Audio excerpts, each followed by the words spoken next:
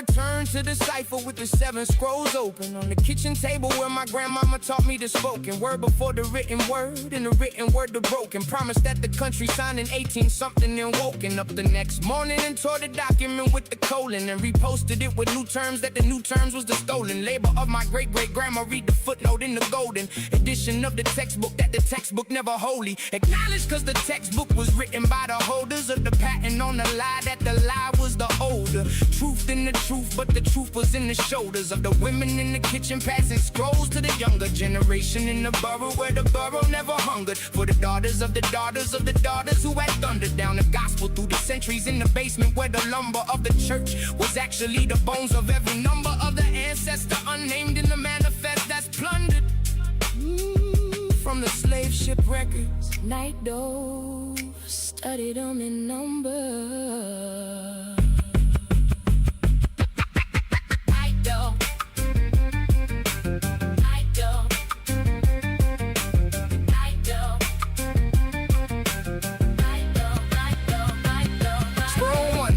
Our names and gave us masters' names instead.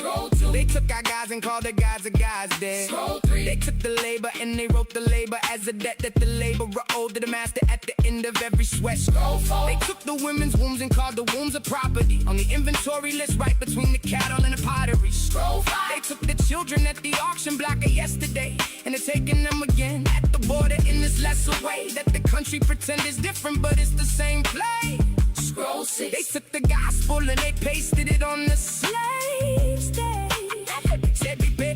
To be patient, suffer here, paradise in the elsewhere. While they cashed the check that was written in the hellscape that they built on the back of the patience that the gospel paid. Scroll 7. They took the history book and they rewrote it so the children of the auction couldn't even know the quoted names of the great-great-grandmamas who composed the noted spirituals that became the gospel that the country promoted as American music. Night dove, study and demoted every textbook that the country thought was holy and devoted to the truth, cause the truth is in the 7 scrolls I quoted from the kitchen of my grandmama where the gospel is emoted.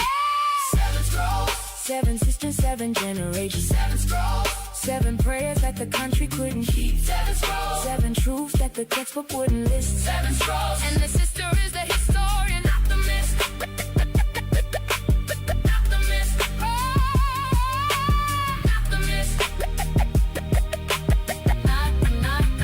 myth. So when the council of the brothers in the basement let me in, at the cipher said, Night dove, what you bring to the bin? I unrolled the 7 scrolls across the concrete floor and spin a web of every grandmama from the auction to the Bronx pin. On the map of the diaspora, every dot a hidden kin, every line of labor stolen that the country never paid in, every note a name erased that the textbook never said in, the version of the histories that the children get fed in, the underfunded schools where the teachers buying lead in, pencils with their paycheck. Night dove never wedded to the lie of the master's tongue, never settled, never betted, but the textbook of the conqueror never even threaded through the eye of the needle that the country has embedded in the curriculum. Instead I'm the librarian credited by the elder women in the kitchen where the gospel was edited.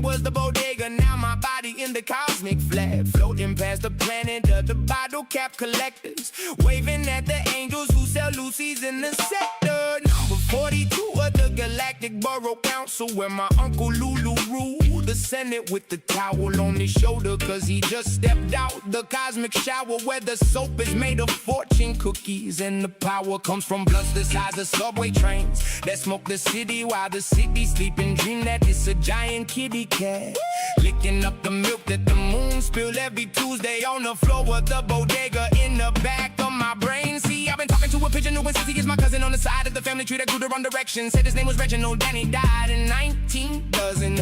Asked me for a quarter for the bus to the dimension where the dead go shopping for the bodies of the living. I said, Reggie, here's $1, get yourself a new beginning. He flew off into a cloud that was shaped like Wu-Tang's logo.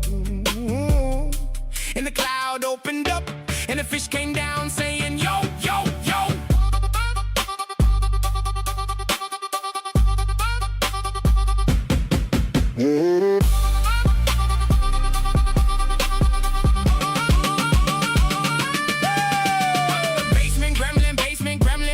Basement gremlin, lie behind the boiler where the boiler whisper Kremlin secrets to my left ear while my right ear hear the genuine hum of the universe expanding past the bodega.